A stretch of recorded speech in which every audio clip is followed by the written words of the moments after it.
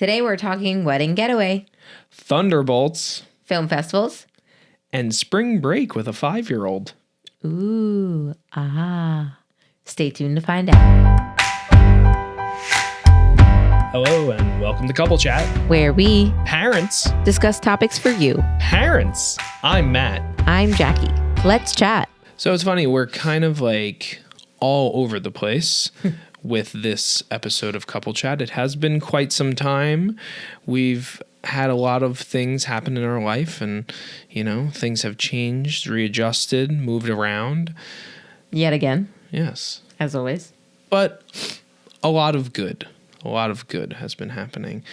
So we both agree that it's time to get back on this bandwagon. I guess that's how it goes.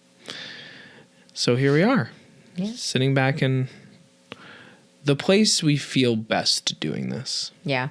We tried that one episode upstairs on the new couch and We like the new couch. Not for Couple Chat. No. But anyway, so last month we had quite a lot going on. And one of the things was at the end of spring break, which by the end of this episode, we will talk about spring break in general, but So we're going backwards. yeah, a little bit and then forwards and then backwards. It's like a Tarantino movie today. It's Pulp Fiction. Yes. But Han Fiction. Hath fiction. Hath Fiction. There you go. We had a little bit of a rendezvous, if you will, where we were able to have a night away because friends of ours were getting married. And I just want, to talk a little bit about that, to hear what your thoughts are about how that was and, if this is something couples should do when they're married and have young children and so on and so forth. Yeah, I mean, I think that the Hilton that we stayed in was beautiful.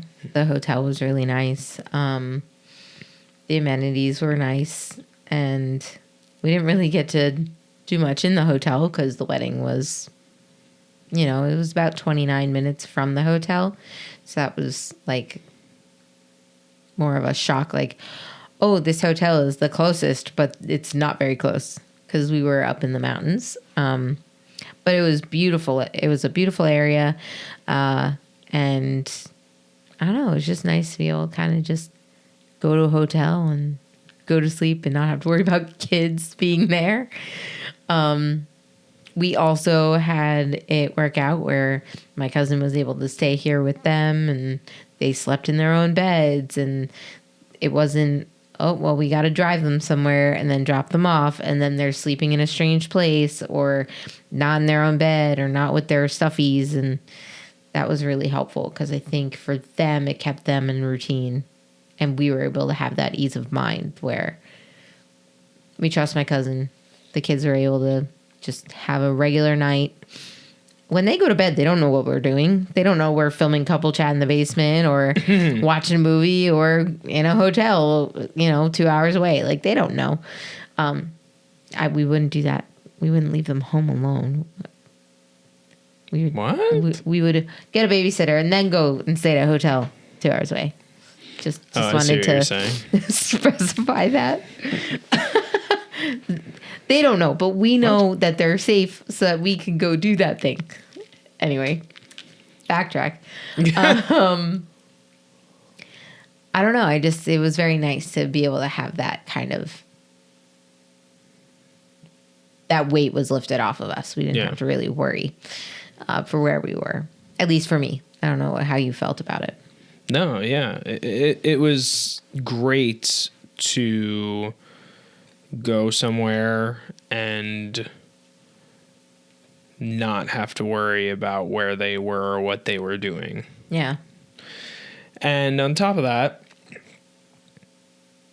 we were in an environment where we didn't really know a lot of people except the bride and groom. So it was this interesting thing where we were, I don't know. It was like just being at a party or an event like that we bought tickets to or something. Yeah. And you and I had a good time because we didn't have to like be, I don't know what I'm trying to say. Like, we didn't have to be hosts. Like, we didn't have to, like, okay, we're all friends. Like, you have to tag along with us. Right, like, right. It was just us. Yeah. And, like, I had known some people, like, some of the women I sat with at the bridal shower were at our table, and that helped. So I was familiar with some of the people there. But they all had their own connections with people who were at the wedding. So they were all in those little groups where it's like, oh, we know each other. Let's stick together. Right, right. But for you and me, I feel like we were kind of like floating like fly on the wall sort of thing, where we're like, this is fun to observe.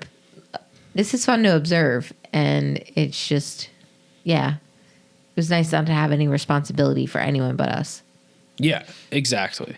Yeah. And I think that helped in a way, because it was, I don't think we've had that where we've been to a wedding, especially, and it's just been that chill, and we were a little bit of outsiders, so I don't know.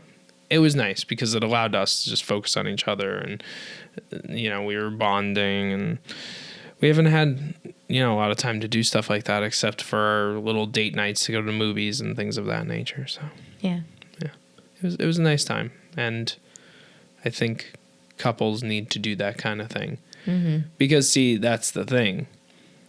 If you go to a wedding or a party or something like that, and it's friends of friends or your best friends or whatever, like people that you're just going from one situation where you're around children that you have to take care of and talk with and be a part of. And then if you move into that other situation where it's like, oh, now this is a party or an event and I know all these people, there's no time to just be with your significant other, with your spouse. So if you have that ability to have time to just focus on each other, I mean, that's super important. And it was nice to be able to feel that way and do that kind of thing at a wedding. Yeah. Speaking of having time to chat with each other, I think that... Couple chat with each other? Roll credits.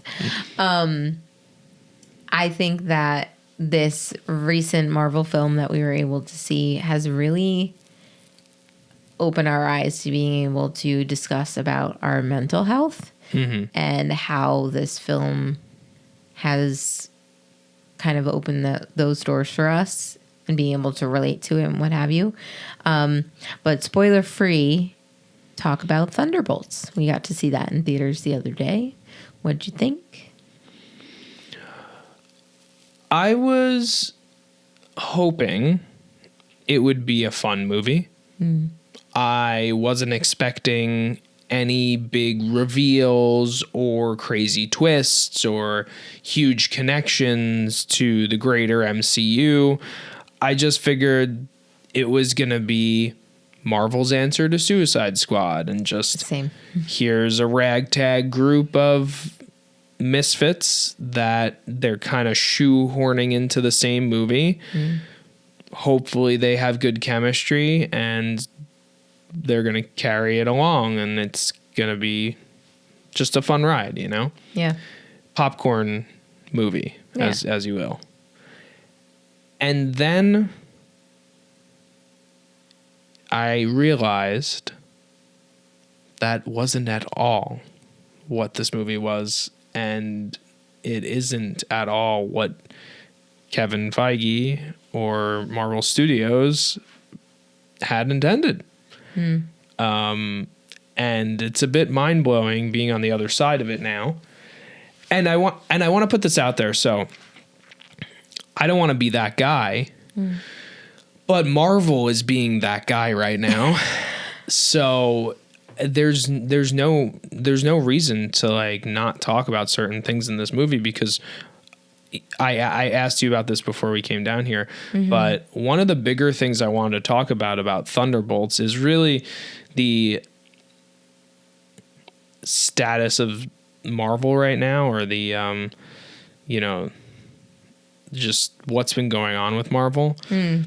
And I think one of the biggest problems is not so much that they are putting out bad movies or lackluster series or whatever. We never really even got to talk about Daredevil Born Again here in Couple Chat, which is insane because that whole series is over and done with and we haven't been back on. But that series was interesting and I liked it, but I have That's some another things about episode. it. Yeah, maybe we'll wait until next season because there is another one. Yeah. But Marvel has had this problem lately where they are putting way too much in their marketing. I'm not just talking about trailers anymore. This is full on marketing that they're having issues with. And this really came to a head with Captain America Brave New World because they didn't care that they were spoiling that whole movie in their marketing. Yeah. And I'm saying marketing because it's in posters, it's in standees at theaters, it's on Billboards. lunch boxes, billboards, cereal. Like they don't even care what they did to ruin that movie. And I think it's the marketing that killed that movie more so than the review bombs. Right. You know, I think looking at it now, I'm like, I think the movie's okay. It's not the greatest. It's definitely not even close to being one of the best, but it's watchable, and I'm sure it would have been more interesting if we didn't know anything about Red Hulk and where the film was going, right? Yeah. So this is the same situation with Thunderbolts now, okay? So I didn't know enough about the main villain. Yeah, Sentry. And he's a villain, he's a hero, he's an anti-hero. And again, I'm saying all this because it doesn't really matter now. But Marvel's kind of doing a really annoying thing again now. Not as much geared towards Sentry, but a bigger spoiler twist that's happening that happens in Thunderbolts. What? Oh no. Yeah. Are they showing that already? They just flat out revealed earlier today that I had seen something where they were like replacing the poster, like a post of it. Yeah. But I didn't. What? Yeah. So again, this episode's coming out on Wednesday.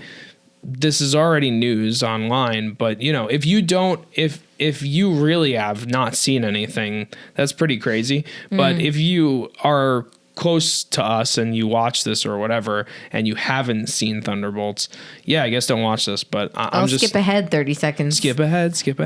I'm just gonna say it because like I said, I want to state how terrible Marvel's being with their marketing right now. It's just not right. And they're roping the casting into it now too, which really annoys me even more, because it's one thing to just put marketing out there and you blame your marketing department and obviously the heads of Marvel, but like now they're roping the cast into it. So multiple things happened today that I saw. Spoiler alert. Yeah, big spoiler Starting alerts, now. but I mean it's Wednesday by the time this comes out. You guys are probably already know. But the cast is all standing around a poster. Okay. And Florence Pugh starts peeling away the Thunderbolts logo. And as she peels it away, it says The New Avengers. What? And the whole cast is standing around this poster. Now, granted, I'm sure they didn't know when they were planning on releasing that piece of content, right? Because they probably recorded it at some point on their press tour. And it was like, oh, yeah, we'll put this out, sometime after the film releases, blah, blah, blah. And knowing how hush-hush Marvel is, it's like they're probably like, oh, yeah, this will come out months. Yeah, who knows? When we reveal, like, the DVD. Yeah, something like that. Yeah, no, it came out literally today. And then there was another piece of content where Sebastian Stan is walking towards a bus stop where his singular poster of Bucky is standing there. Yeah. And he goes over to it and puts a new poster over it of himself that says The New Avengers on it. And it's just ongoing. Like they didn't just post one piece of content about it. They posted many pieces of content about it. And it's just like, guys, it hasn't That's even so fast. Yeah. What happened to keep the secrets? Like Infinity War, Endgame, Spider-Man No Way Home. The Russo brothers posting content saying keep the secret. It was like a freaking hashtag. Right. Yeah. I don't understand. I'm kind of sure sad. I hope that no one sees that. It's like if seen, you do Jackie. plan, Millions of people I know, are seeing but like it. if you really just like try to say, I think we should just stay away. Like we've seen too much of Fantastic Four, which I'm really nervous about. And that's what I'm afraid of now too. This last Fantastic Four trailer, and again, you can't say spoiler. It's a trailer. Yeah. Like, is a trailer a spoiler? But like Silver Surfer, like they've kept Galactus mostly out of it, but we know enough anyway. But like now we know that Sue Storm is pregnant, and it's like that's a big reveal. Yeah. That's a big reveal if you know the Fantastic Four and you know about their son, and it's like it's just too much. Yeah, it's too much, and I'm just afraid that they're showing us too much of that movie now, and like I'm excited for it, and I think it has a lot of potential, but it's like, why do we need all this marketing for things that people are already going to spend money on? That's what I mean. Like a Marvel, are you struggling in making sales for these films? Like, are you guys worried? I get it that Captain America didn't make much money, but you guys shot yourself in the Red Hulk foot. I'm sure it made tons of money. No, it didn't. No? They said it was the biggest flop in Marvel history, other than Eternals, because it has a 49% on Rotten Tomatoes. Yeah. Like it was not well received on either side. But then Thunderbolts comes out, and like, all right, well, whatever. Marketing aside, Thunderbolts really is a great film. I agree. And it does a lot to change things up in the MCU when it comes to, this is a film almost ready, almost devoid of superhumans. Obviously, well, Bucky and Walker have like they have the super serum, but they're not like super soldier serum. But they're not like there's no gods in this. Or there's Iron Man. Well, Iron Man's not super. No, what I'm saying, like there's no like super element to them. Right. They're just super strong and can't die. Sure. Like, yeah, I guess That's that is the only super differences. human. But anyway, the point is like these people aren't necessarily heroes. They're anti-heroes. They're vigilantes. They're villains in some cases. That makes for an interesting film in itself. And I wasn't sure how the chemistry would be between all of them, but it's fantastic. Yeah. And then the truth about the movie comes out, which I won't go deeper into because that's the part that they really haven't like said much in the marketing about. It's in the trailers though, which annoys me. But this movie is about mental health. Yeah, very and much. You don't realize it until you get to a certain point in the movie, and then it's like, wow, this is a bit profound for a Marvel movie, and it's not done in a very cheeky way either. They really did it in a way that I think benefits people. Is this something that would be good for families, or is it better date night? That's a hard question to answer. I feel like teenage years, yes. Especially teenage, because, not getting into too many details, but obviously one of the characters within the film struggles with mental health, and it's rooted in his childhood.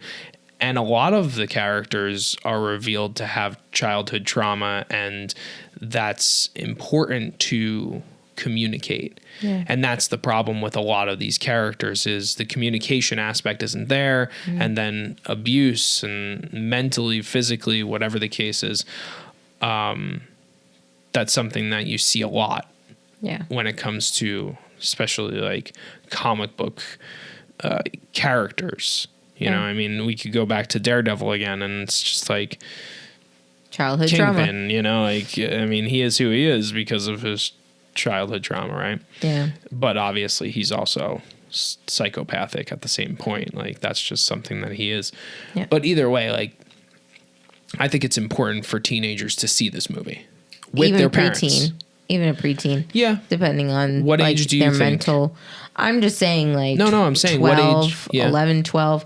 Depends on the kid. But if like you're seeing signs or if, even if they're like involved enough in the Marvel universe and they've seen all the content, and they know all these characters already. Yeah. Right? We know all these characters. If you've seen all the content, you're gonna know all these characters, even though they're side characters and other things. They are an ensemble in this film, for sure. And even though Florence Pugh really carried the film. Oh, she's the star for sure. Her and Julia Louis-Dreyfus are just. Oh, well, she's phenomenal. Like they're just like powerhouses in their own rights in this film, and well, we should. It's really great. I should really remember this dude's name, but it's really between Florence Pugh and this other guy. What's his name? Kurt? I don't think Carl? So. Something like that. Bob. Well, Walker. No, I didn't mean him. Well, who do you mean? Oh, the guy playing Bob. Yeah. Yeah, I don't know his name. Yeah. We should find that out. Yeah. But anyway, Thunderbolts. If you haven't seen it, that sucks because Marvel's ruining it for you, but go see it. Try to avoid the marketing. Yeah. Don't watch trailers anymore. Yeah. Boycott trailers. Don't look at content. No Don't go trailers. on Instagram or Facebook or TikTok or whatever. Block it. But honestly, man, there's some big moments, and yes, it's connected heavily. Very much. Very exciting. Staying within the realm of movies, but more on the event side, because, that's what we do, MEEP, right? Mm-hmm. This is close to home. And we've spoken about it quite a few times on this podcast, but Hahn Films is the mother company of Here Are the Hahns and, movies that I think we more are of a brother or sister. A brother company? Sister company? Yeah, they're both kind of very even. I mean, purchases are all made through Hahn Films for equipment and whatever the case is. Correct. Hahn Films is the mother company. They pay the bills. Yeah, Got exactly. But anyway, Generation Hack, which we talked about the premiere and all that stuff. It is on its festival run right now, and we've just wrapped up our 4th festival this past weekend. Yeah. Would you like to talk about the 3 festivals that it's been in since our premiere at Big Apple Film Festival? Yeah. So we have been in the Maryland International Film Festival. We have been in the Hang On to Your Shorts Film Festival in Red Bank, New Jersey. And we have been in the Coney Island Film Fest in Coney Island, New York. It is pretty crazy seeing the differences between all of these festivals, how they're run, who's involved, the other films being shown. And it's not... Well, you can compare them just because they are all film festivals. But it's very like apples to oranges. I feel like Maryland had a lot going on. They had 4 different blocks happening in 4 different locations. Right. The film festival was very spread out. They tried to fit in a lot of film. And it was more of a come as you can sort of film festival. I don't believe there were any awards for that one. I think there might have been. I didn't hear anything about it, so I'm just assuming that maybe they only just told people who were nominated and hope those people would come. I didn't hear anything about it, so I mean, it's fine. No big deal. But that festival, I felt, while it seemed very large and exciting, that was just the smallest turnout that we've had so far. Yeah. And I wasn't all that ecstatic about the venue either. Yeah. It was just a projector set up in a hotel, like conference room space where they set up chairs and whatnot. Yeah. I feel like spaces like that, it suffers because Big Apple Film Festival, for example, we were in a live theater with a really good sound system, theater seating. That was the ultimate experience of it so far. And to go from that to Maryland and just being in folding chairs and the sound not being that great and the projector, like you said, it was kind of like it was wheeled in on a cart, you're going to watch a movie in a high school classroom back in the day. Right. It was very similar to that, and it was a very drastic change from one festival to the other. But then we went from Maryland, where we got to see family, which was lovely to be able to go there. That's why you submitted there. Right. To being more local, and we went up to Red Bank, and that was in an actual theater live. We got better sound, better turnout, and I just feel like that one was really cool because they did do awards, and they did announce the awards before the festival started. So you're like sitting there anticipating, like, are we going to be nominated? Are we going to win? Which categories are we going to win? Are we nominated for multiple ones? And your film was nominated 3 times, and you won 2 out of the 3. Yeah. And I mean, your actress Angel is phenomenal. She is a godsend. She is an amazing actor, and she deserves it 100%. She did win Best Actress in a horror thriller film. And then, speaking of deserving it, you won Best Horror Thriller Film. It's funny that you say you, because I can never feel that way, especially when you win in that kind of category where it's a best overall. Yeah. I mean, there's so many people that were involved in the making of this film, and I wouldn't have even been able to complete it in its post-production stage without, having others' hands in it. Yeah. And that's what I've always loved about film. It's funny because since the pandemic, I've been kind of down about making films because I just felt like we were all separated and it was hard to get people together, and a lot of filmmakers and a lot of people involved in film, I feel like it's a bunch of introverts forced to be together. You know what I mean? Yeah. Like, we're all creative people and we all just want to stay in our own little bubble. But we've come to the realization that it's like, well, in order to make something great, we kind of have to do it together. So I guess we'll just be introverted together, sort of, kind of. I guess I have to put some pants on. Yeah. But part of me has been down about it over the last few years just because it's like, getting a crew together, getting a cast together, it's an undertaking, and it's hard to nail these people down and get them all in the same room. And then you start to think like, I've always loved writing, and I've always loved, creating worlds on my own, drawing and things of that nature. So I've been trying to go more towards that direction, but Gen Hack has always been in the back of my mind, and I've always been trying to finish it. And so once we did, and now we're on this festival run, it's like, I mean, the itch is way back, and it's hard to like let that go. Yeah. I am so ready to continue making films. It's not even funny. Yeah. And that's the thing. We've seen so many festivals now so far that it's like, we hope to see something that we've done in those next year or the year after or the year after or many, many, many, many more times. Yeah, because that's what happens, right? You start down this path where you kind of build up a reputation, especially locally. I'm getting into these local festivals and meeting these people, and I'm realizing, wow, like, this is a community that I can be a part of.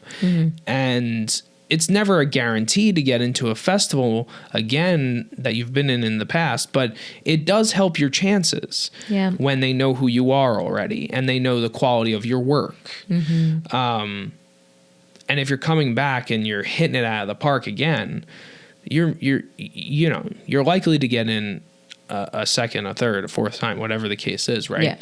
But at the same time, that's not the reason to make a film. No.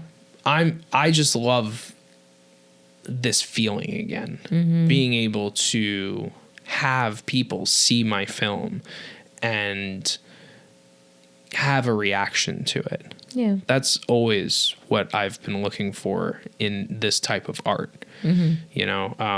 As awkward as certain things are, sitting in that theater and like experiencing that is sometimes like this very anxious feeling, but when it's over, it's like that breath of fresh air, like, all right, I got through it. Seems like people enjoyed it. Let's move on, or, you know, you get a good Q&A and hopefully people are intrigued and they want to talk about it. But yeah.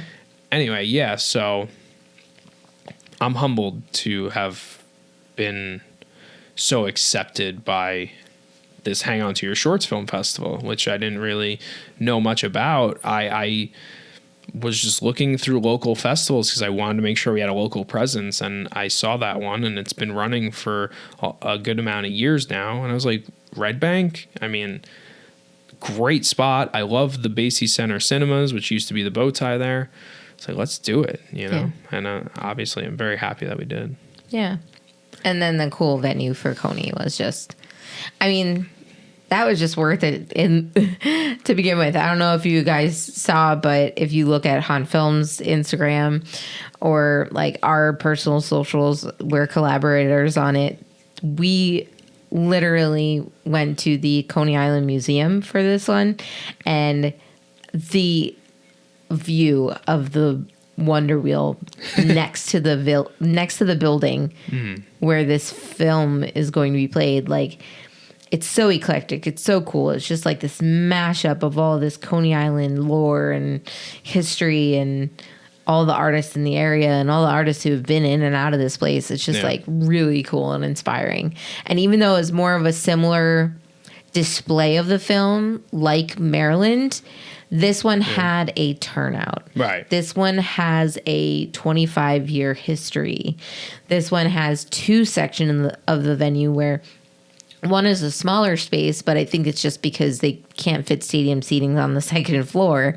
And then the first floor has a stadium setting for other films to be played. We were in the second floor, but I think that you are up there with some amazing films, and it's just to even be considered in a film festival like that seems to be so reputable, has had, you know, years of this running history, and to be in a space like that, it was all worth it.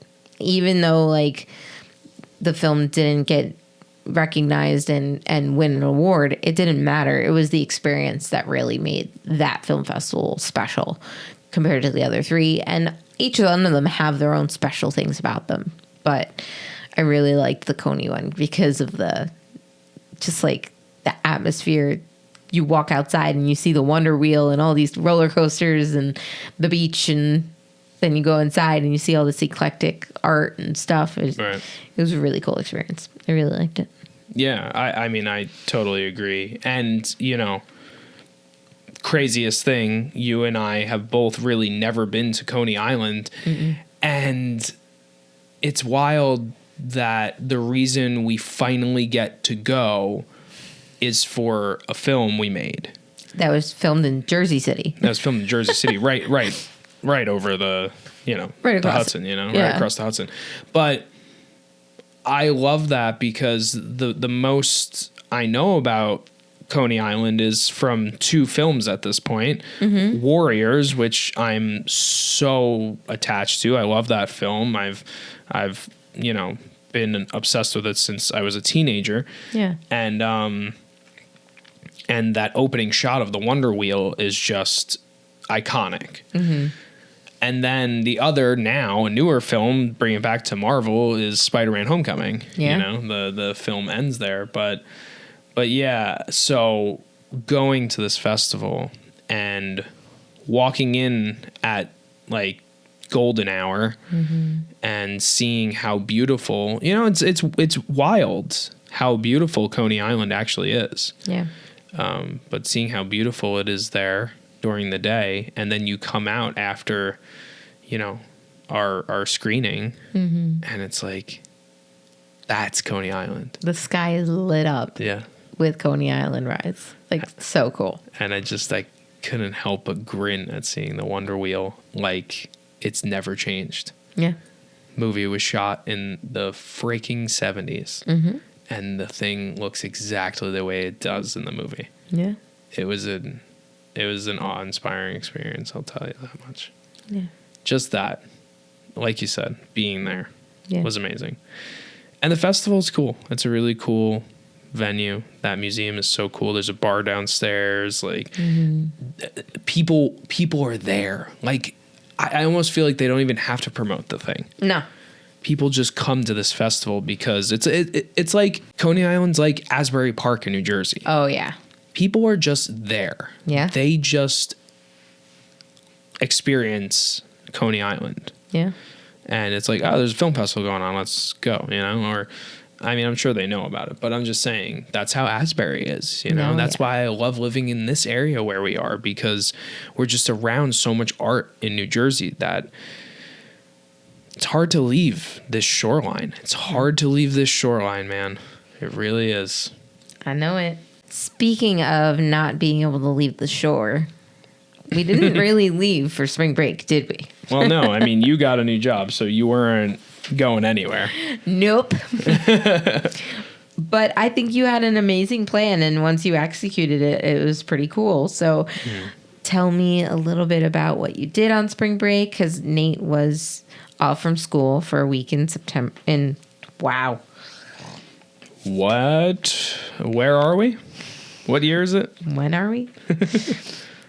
Nate was off for a week in April for Easter. And just tell me a little bit about what your idea was and then what you guys did.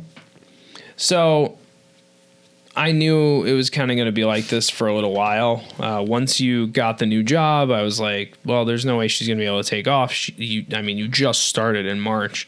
Mm-hmm. So I was like, I'll just take the week off, be with him, and keep Emma where she is.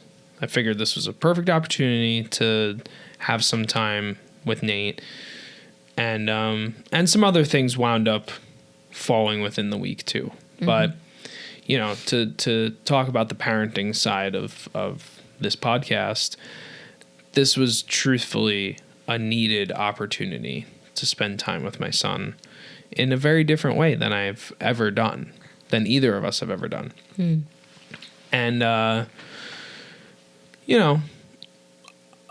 I wasn't trying to take the whole week to like go away with him or do something crazy. Originally, we had planned to maybe go to Maryland and see my sister and my niece and nephews, but their spring break is different than ours, so it didn't really work out. So that plan kind of fell through.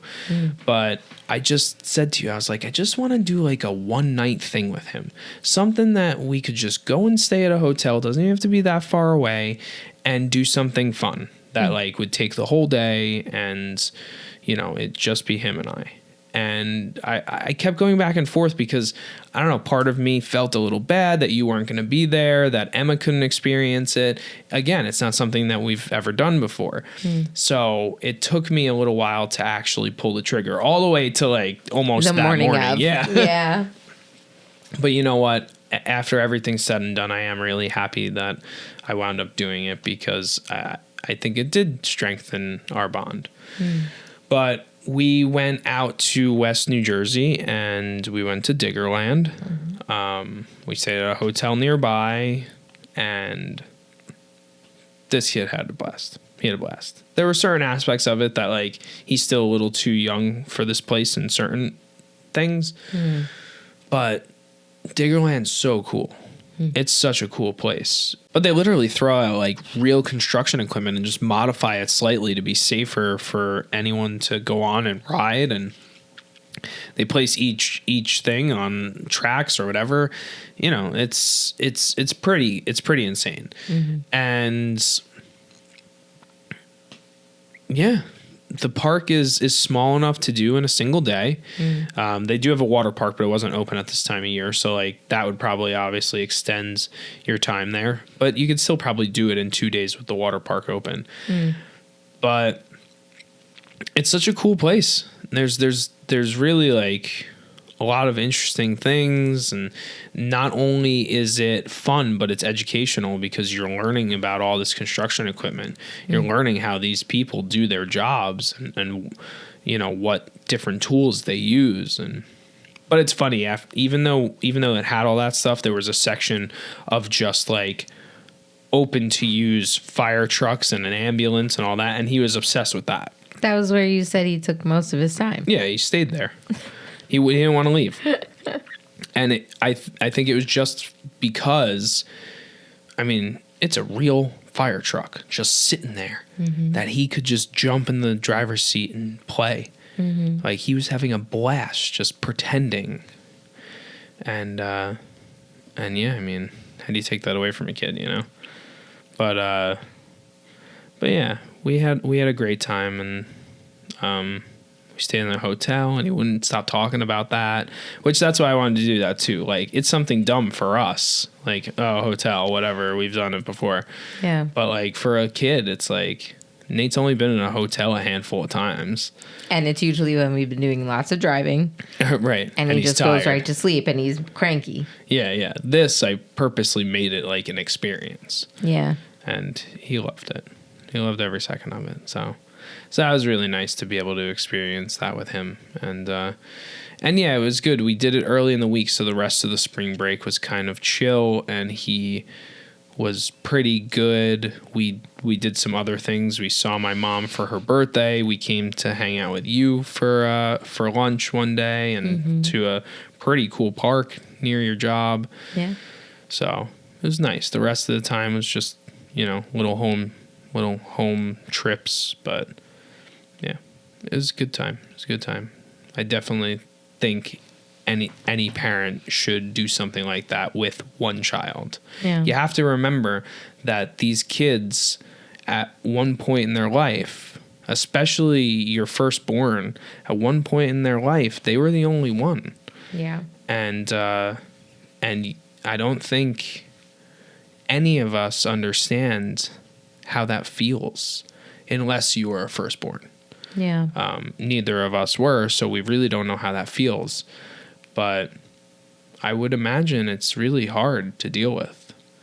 And I think it's important to go out and have some time alone with them, and not just, you know, oh, hey, let's go out, you know, and do something fun just for you for a night or something, and then we go home and it's like, cool, you're just back in your own life, you know. Like, doing a big substantial thing with them goes a long way to strengthen a relationship. Yeah. So now you're up. Now you have to go do something with Emma. Yeah. I don't know when, but hopefully soon. Yeah. Figure it out, even if it's over a weekend. Yeah. I would do it Memorial Day weekend, but, you know, everyone's doing something on Memorial Day weekend. Yeah, but that's how, you know, that's my worry was with spring break. But Diggerland was, like, pretty empty because that area of New Jersey's spring break was the week before. Yeah, if anything, I would go inland because the shore is going to be a mess. Oh, you don't even like the shore anyway. So. I don't. Yeah, that's the funny part about living on the Jersey Shore is we don't really like the beach. Nope. We're not beach people, but that's not why we like this people, area. Yeah. And we're arts people. Right. That's why we're here. Yeah, 100%. And those are flourishing here. Yeah. Yeah, I like a good boardwalk. Yeah. Yeah. So anyway, we're back, people. We're back. We're here. I know, strangely, we're shooting this on Revenge of the 5th, May 5th. And yesterday was Star Wars Day. May the 4th be with you all. We didn't talk about Star Wars this week because Andor is not over yet. And I just thought it was a better idea to get into Thunderbolts, especially with Marvel and their marketing. But we will probably be talking a lot of Star Wars next week. I mean, Celebration just ended. Celebration for next time was announced. Like, so excited. So excited. Cannot even fathom. Emma will be 5. Yeah. Emma will be 5 when the next celebration is happening. Nate will be 7. But will they like Star Wars? Because right now it's a struggle. Emma loves it. Does she? I don't care. They're gonna like it whether they want to or not. Nah. No, I know. Nate said, I don't like it. I'm not gonna force them. It's sad. Nate likes Harry Potter, so I don't know why she's so upset. I mean. What? I guess. He asked me a funny question, so this is the last little anecdote we'll end on. Okay. But we were talking to her brother on the phone earlier, and we went to see Revenge of the Sith 20th anniversary re-release, which was phenomenal. And he came with us. He's never seen the movie. Showed him Attack of the Clones beforehand, and of course he fell asleep like halfway through. Not even halfway. It was a little bit more than halfway. Yeah, probably. It was right before Mustafar. Sure. Yeah. You're right. It literally, I think it might have been during while Anakin was killing them all, like all the separatists, or maybe like right before. But he was like, that was when he was going out. I just think it's funny because it echoes me falling asleep when I went to see episode 1 with my dad. Yeah. And I didn't get to the Duel of the Fates. Wow. Yeah. No. Anyway, so he's asking earlier. He's like, well, I saw episode 3 now. And I'm like, well, you fell asleep, so you didn't see the whole thing. And he's like, well, what happens in episode 4? Does the little boy grow up? And he's talking about Anakin because he knows, like, he's seen episode 1. And I had to try and really explain to him, like, Anakin in episode 2, Anakin's older. He's grown up now. So he asked me that, and I was like, well, Nate, you'll have to watch the rest of episode 3 to find that out. And then I was saying that I don't think that's a good idea, Matt, because there was recently a fire in our state. Yeah. Where he is so obsessed. Was the fire over here? Was the fire over there? Yeah. Is the fire coming? Is the fire still going? Like, these are the questions he asked me while you were on the phone with my brother tonight. And I'm like, okay, he is burning in lava, and you want to show our son, Anakin, this little boy who grew up burning to death? Well, not death, near death. Oh, yes. He'll be fine. He's so concerned about the woods on fire. Listen, you don't think that'll scar him at 5? It scarred Anakin at 23. You can't stop it.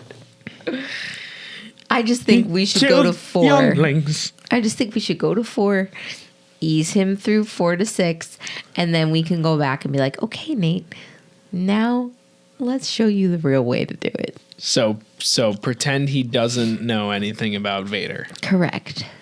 Because he doesnn't, technically. He doesn't. He heard that his name was Vader. You're right. But he didn't connect the dots that Anakin becomes Vader. Okay, let's leave this for next time. Yeah. Right? Anyway, until next time, I'm Matt. I'm Jackie. Here are the Hahns signing out. Thank you so much for listening to Couple Chat. Make sure to subscribe to us on Spotify or YouTube Music. You could even subscribe to our YouTube channel where you could see this episode in video. Thank you to Hahn Films for editing and producing this episode. Let's chat soon.